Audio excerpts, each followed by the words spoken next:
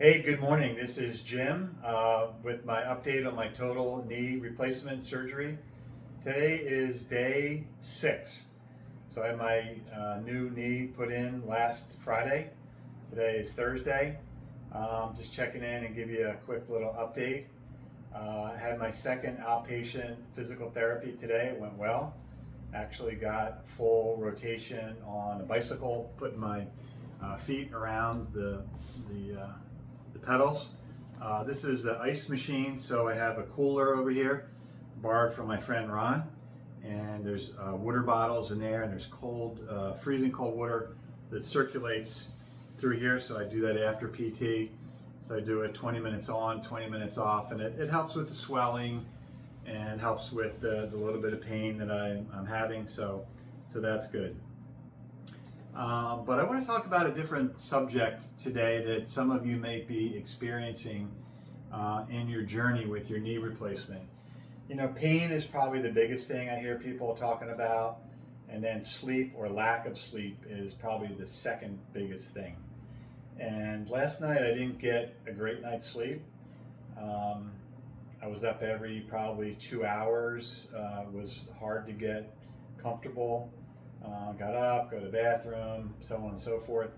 So I wanted to share some thoughts with you on sleep and how to get a better night's sleep when you're in this process of knee recovery. First of all, I have this wedge pillow that you can see here, so it elevates my leg. So I use that during the day when I'm sitting, and also at nighttime I use it to elevate my leg. So it elevates your leg above your heart, so that helps with circulation and decreasing swelling and inflammation. Another thing about sleep is it's really the time when your body recovers the best. So everything that, you know, at the cellular level is working in your body. You know, your lymph system, your white blood cells are all going to the area of your body that needs help, which is right now is my knee. So all that's happening when you're sleeping and you're resting and you're laying down. And I know sleep can be evasive because it's stressful, and you get into this cycle of, oh my God, I'm not sleeping, you know, and what am I going to do? And you're just laying there wide awake, and it's quiet. It's kind of dreadful. So I just want to give you some tips and some things that have been working for me. I'm trying to go to bed earlier. Like I went to bed last night at 10 o'clock. I'm going to try to go to bed at 9 o'clock tonight because it's that important that your body rests and recovers and heals itself during the sleep cycle. I have a smartwatch, so I monitor that, and it tells my, you know, blood oxygen and when I wake up and all that. So if you have a device like that, that will help you get better sleep. Actually, it has sleep coaching on it. It will tell you what to do. Also, just good sleep hygiene. Have, you know, clean sheets. Have plenty of pillows to put under your leg. So I start out laying on my back, then I'll shift to my side. I'll put a pillow between my legs, and I'll turn to the right, put another pillow there. So have lots of pillows around so you can be, you know, feel supported. Have a nice dark room if you need darkening shades or blinds. I'm a pretty light sleeper. I don't know if you are, but I use a white noise machine that kind of drowns out any noise, so, you know, limit your distractions. And maybe I'll read a little bit before I go to bed.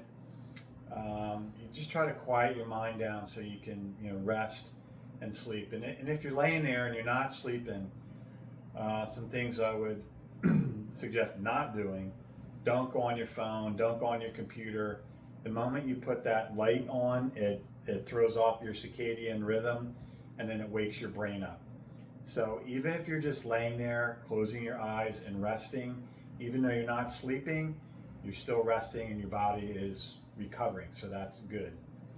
I learned another little technique, some guy I saw on social media the other day, that if your brain starts ruminating, you're thinking about, you know, current events or the news or whatever, a way to throw that off so you don't spiral downward.